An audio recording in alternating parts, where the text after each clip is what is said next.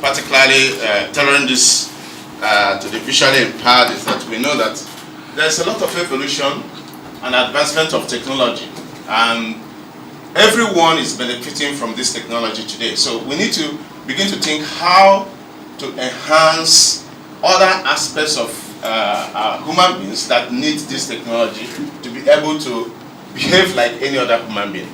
So that's why we started thinking of using the available technology and to be able to see how we can assist a visually impaired person.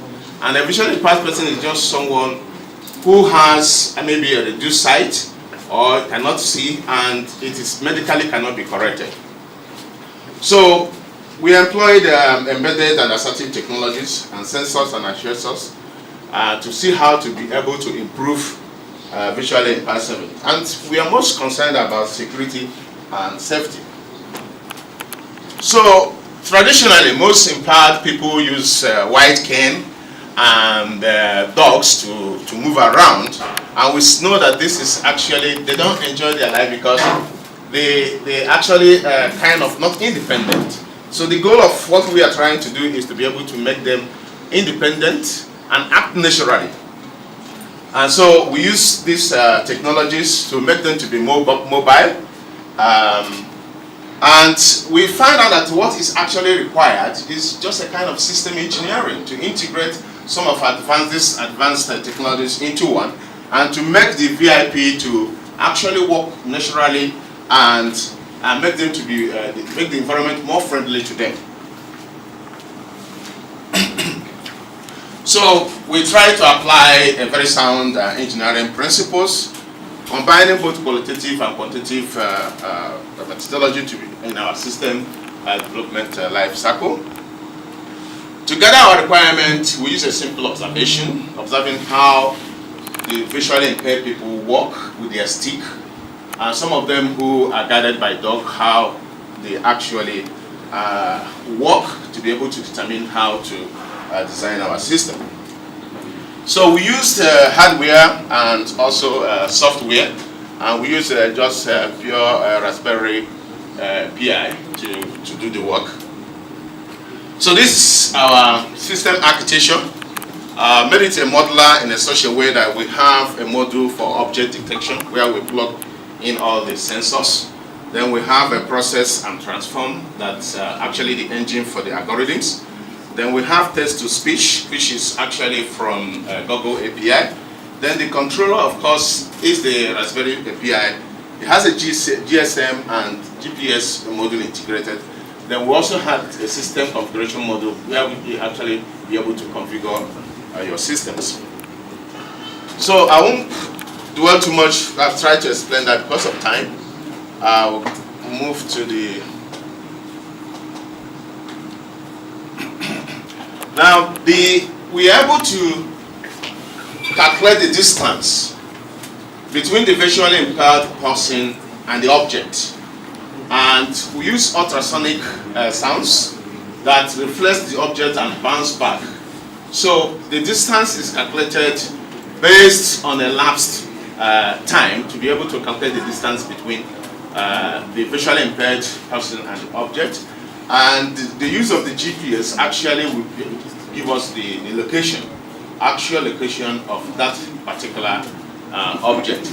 With that particular object, another thing we also did was to find out whether it's a static object or a moving object. If it's a static object, it means if the visually impaired person is moving, the distance will be reducing.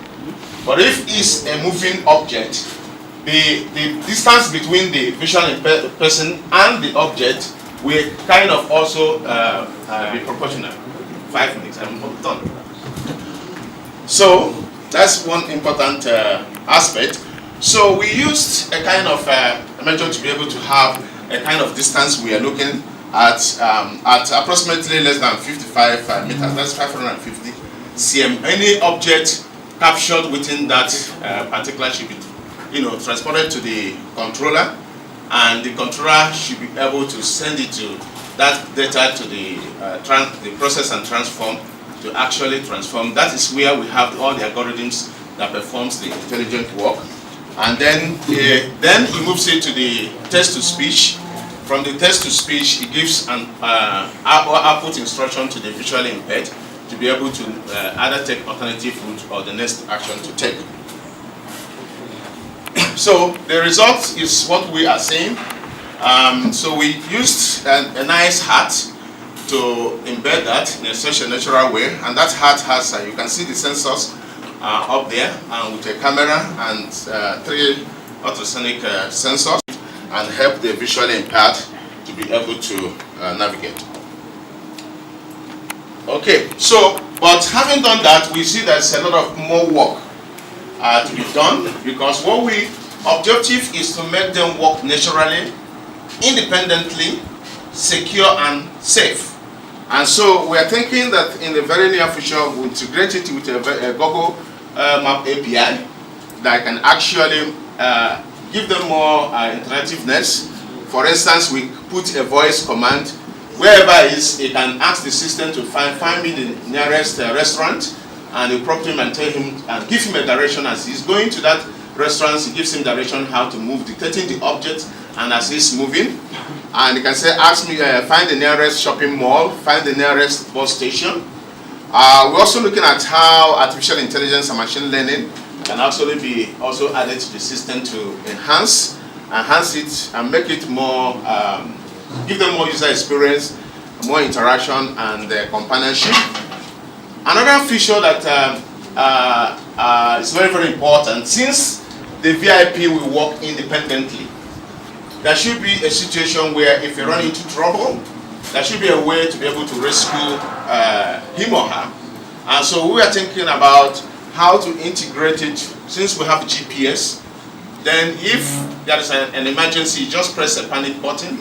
That panic button will send an SMS, including the coordinates of the location, to whoever that is already programmed, and then they can be able to send a rescue mission to be able to rescue the person.